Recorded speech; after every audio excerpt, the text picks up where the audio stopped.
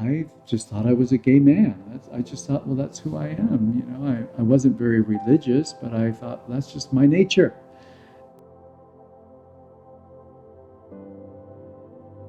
Jesus opened a world for me. It's not a perfect world. My new world is not a perfect world.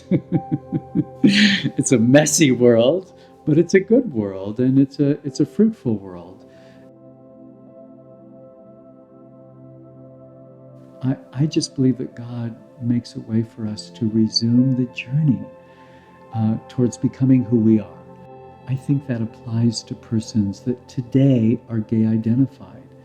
And I believe that there's more for them in Jesus Christ.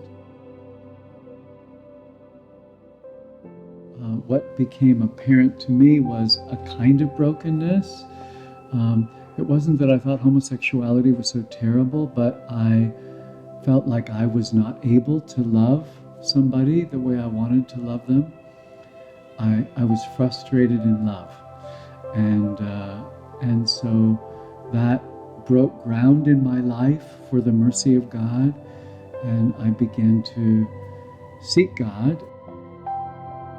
I found a group of Christians that were real and loving, and so I began to go to this church and began to receive a lot of healing there. I began to embrace the church as my new community. I had a gay community, and now I was discovering a new community based on worshiping Jesus.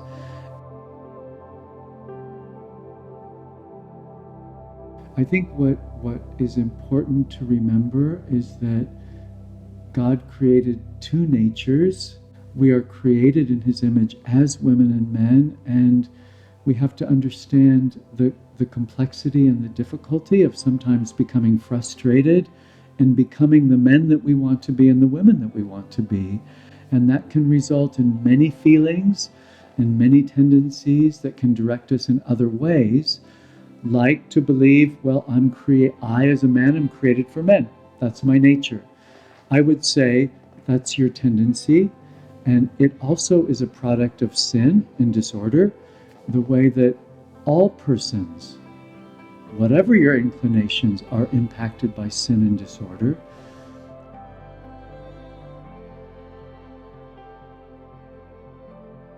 I would say with great sensitivity that this person is also one dearly loved by God and in need of His mercy in order to resume the journey to become the beautiful gift as a man or as a woman that he or she was and is and always will be.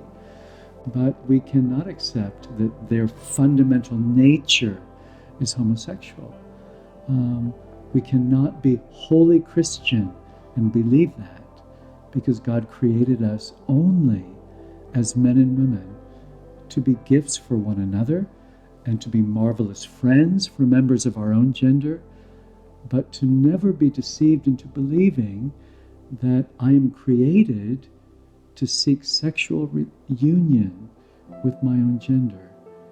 That is an indicator of the afflicting power of sin, for which God only has great mercy. And so we only love people well when we invite them into that mercy, rather than confirming them as homosexual people. We certainly do not want to intensify the shame that people may feel about their same-sex attraction. And I think the way that we can do that is by treating them with absolute dignity as people. And we do that by blessing and honoring the good of his gender or her gender. But I think we simply have to be clear that we are seeing that person as a beloved man, as a beloved woman created by God, not as a person defined by his gayness, by her lesbianism. We won't put you in that box. And we would hope that in our seeing them outside of the box, they might start seeing, wow, maybe there's another way of looking at this. We have not, as the church, expressed many creative alternatives other than, well, just don't do it. You're gay, but just don't do it. You just can't do it.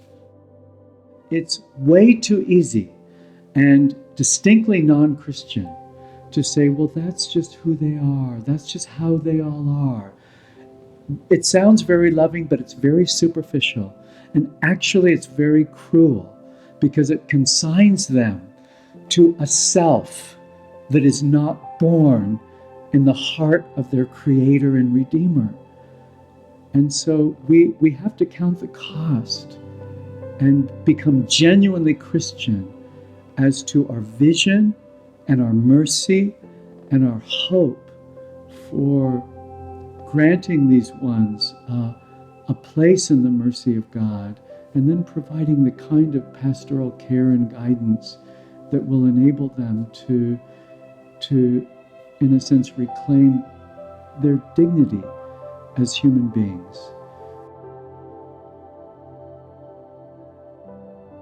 My pastor said, why don't you help some people who are like you and who are transitioning from one community to another? They need help to do that. And I found help, and so I became a source of help for others. And in the process of this whole process of healing, I began to have an experience of feelings for women. I was intended to be a good gift to somebody, and in a way that was pleasing to the Lord. And so I began to be friends with a woman that became an intimate relationship, and we were married. And so she and I both received this calling to become a source of help to others, first who were dealing with homosexual problems, and then we began to include other kinds of problems. Most of the sexual issues in the church were not homosexual, of course, but the many different kinds of frustrations. So that was the beginning of Desert Stream. It comes from Isaiah's prophecy that remember no longer the old things, but consider the new thing that I'm doing. Even now I will bring it to pass. I will release water in the desert and make a way in your wilderness. And I thought, well, I've been in a wilderness of sorts, and I know what it's like to love Jesus, but not to really know how he applies to some of these deep areas. And yet I was discovering him there in the community. And so we began to make a way for others